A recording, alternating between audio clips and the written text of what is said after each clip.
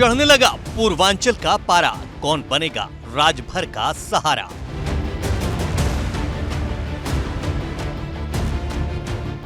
गठबंधन से मिलेगी जीत, राजभर को चाहिए 10% सीट। –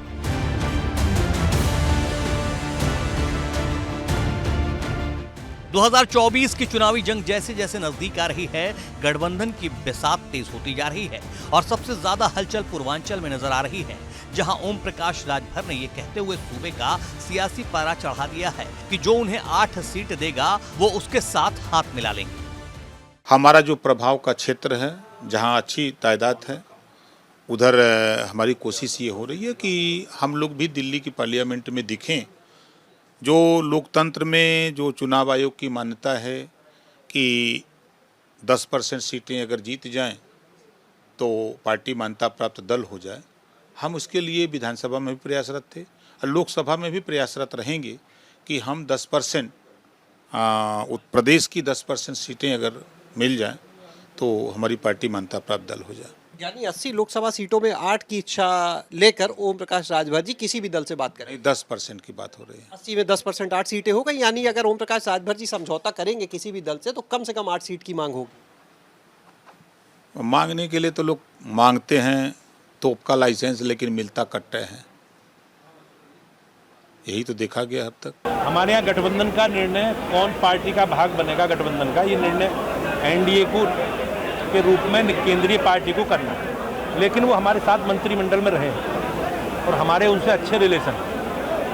हम लोग का एजेंडा है तो जो हमारी विचारधारा से प्रभावित और मोदी जी के नेतृत्व में काम करना चाहते हैं, हम सबको साथ हैं।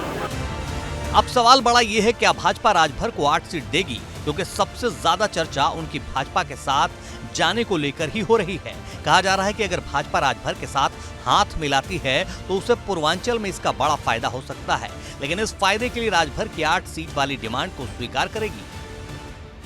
भाजपा जो है वो सबको साथ लेकर के चलने वाली पार्टी है। राजभर जी पहले भी हम लोगों के साथ रह चुके हैं, हम लोगों से व्यक्तिगत संबंध भी अच्छे हैं और यदि वो आना चाहेंगे, हमारे गठबंधन में शामिल होना चाहेंगे तो राष्ट्रीय नेतृत्व इस पर विचार करेगा और वही उसके बारे में निर्णय करेगा। देखिए, कोई असर नहीं पड़ेगा। पूरे प्रदेश और देश की जनता भारतीय जनता पार्टी के सरकार से परेशान हो चुकी है और पूरे देश की जनता ने अब मन बना लिया है और यहाँ पर पूरे उत्तर प्रदेश में समाजवादी पार्टी पूरी सेकुलर पार्टियों को लेकर के 80 भी विधानसभा पर 80 लोकसभा की सीटों पर लड़ेगी और 80 सीटों पर भारतीय जनता पार्टी को हराने का काम करेगी। वहीं सियासी गलियारों में इस बात की भी चर्चा है कि 8 सीट तो नहीं पर 2 सीट राजभर को मिल सकती है और आधिकारिक घोषणा से पहले राजभर ये दोनों सीट पक्की कर लेना चाहते हैं। सूत्रों का कहना है कि घोसी, गाजीपुर, भदोही और चंदौली में से कोई 2 सीट राजभर को मिल सकती है।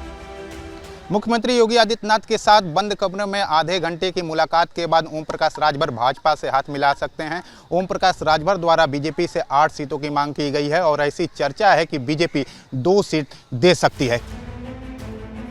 आपको बता दें कि पूर्वांचल में लोकसभा की 26 सीटें हैं। पिछली बार यहां सपा और बसपा का गठबंधन होने के बाद भी भाजपा 19 सीट जीतने में सफल रही थी, लेकिन 2022 के विधानसभा चुनाव में सपा को राजभर का साथ मिला, जिसका सबसे ज्यादा नुकसान भाजपा को हुआ।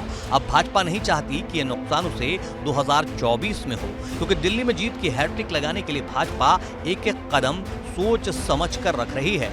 ओम प्रकाश राजभर के साथ आने से पूर्वांचल में बीजेपी को फायदा होगा। दरअसल पूर्वांचल की 26 सीट 80 के मिशन में सबसे अहम भूमिका निभाती हैं। इस सीट पर ओम प्रकाश राजभर का दबदबा भी रहता है, लिहाजा अगर बीजेपी के साथ सुभाजपा का गठबंधन होता है तो कहीं ना कहीं पूर्वांचल में बीजेपी को बड़ा फायदा होगा।